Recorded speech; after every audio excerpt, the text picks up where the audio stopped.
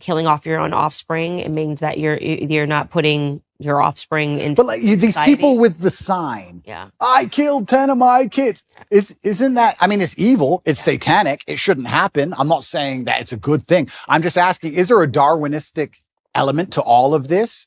That when I look at that the earth will be populated with conservatives because their ideas. I mean, my husband always says the left is a death cult. If you look at all of their ideas, they lead to death, right?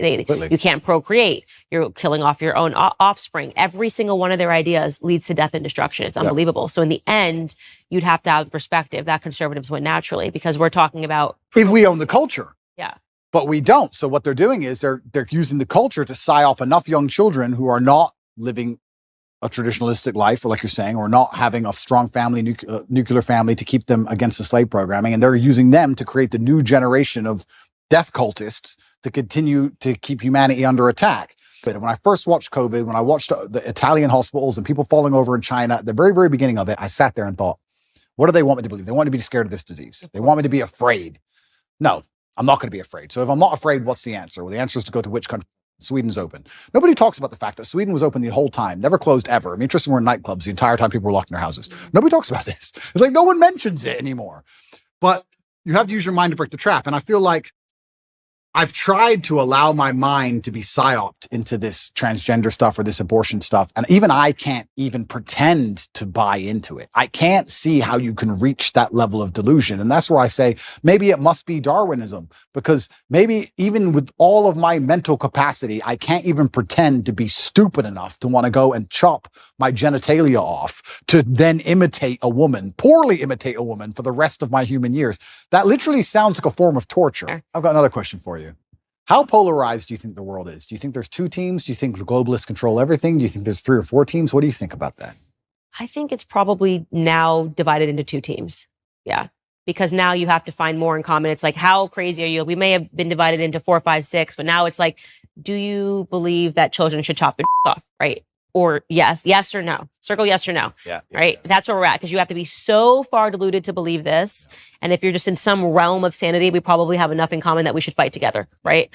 Just because like they're going after the kids now. It's like, and I think that is really where we got divided into 2 categories where it's like you're either pro going after the children or you're against going after the children. And it's remarkable how many people are pro letting them go after the children. It's kind of scary, but that's where we're at. I think it's now pretty much 2 camps. It used to be more.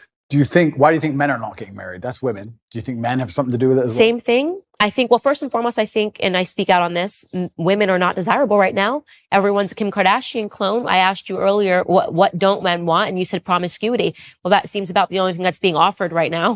When I open my Instagram and I've got butt cheeks and I'm going, people are like, I don't understand why no one wants to, this woman's been married 4 times. I'm like, well, I can understand it, because even if men think they want it in the short term, when you see a girl, she's half naked, she looks good. Yeah, sure. You probably do want to have sex with her. I bet you're wired that way. You're hardwired that way. Yeah. But then what happens after you have sex with her and you realize that so did 20 other dudes 100%. In the same week, you don't want her. You nailed it. You absolutely not only nailed it. And this is where we're in such a difficult, it's a race to the bottom between the 2 genders, right? Yeah. As the women act worse, the men act worse by extension. Yeah. Because if you're going to be moral in an immoral world, you're going to end up wrecked. Right. So it's getting harder and harder. So we have to kind of like fix one of the genders first. Women aren't desirable right now as in the Western hemisphere as a whole. And of course, finding a wife is hard. Finding a wife is hard. And it's because women are literally being conditioned to behave like sluts. Completely. And they're also being conditioned to leave the man as soon as things get difficult. There's a lot of programming in this I don't think even many people pick up on, but women are conditioned to act a certain way before marriage, but also during marriage, men and women are conditioned differently. If you have a man who's been married for 10 or 15 years, and let's say he doesn't sleep with his woman anymore, and he goes on TV and says, me and my woman have been married for 15 years. We no longer have sex. I'm not satisfied. I should leave. Everyone will say to him, no, you can't leave. You can't leave her just because she won't have sex with you. Are you out of your mind? Are you crazy? Stick by your woman. She has an emotional problem, etc.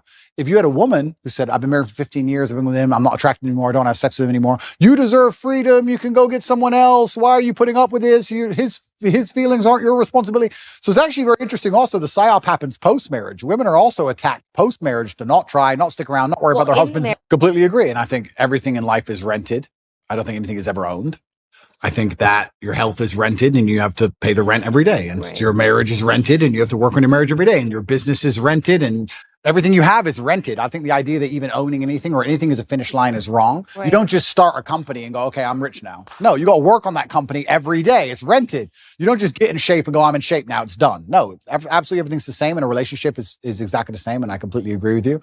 I think that the breakdown of the nuclear family and the breakdown of marriage in the West is actually one of the ills and one of the big problems with it. And I'm going to make sure that I'm very dedicated and focused on creating the next generation of super soldiers to resist enslavement. So my plans for the future are pretty simple. I'm going to continue to tell the truth. I'm going to live true to myself, true to God. I really appreciate the audience he's given me, and I know that I have a massive responsibility. It makes me a better person. I'm going to be the best person I know how to be, and I'm going to have 10 Andrew Tates. That's my goal. That's the plan. Andrew, thank you so much for taking all of this time. Such a good conversation. Thank you.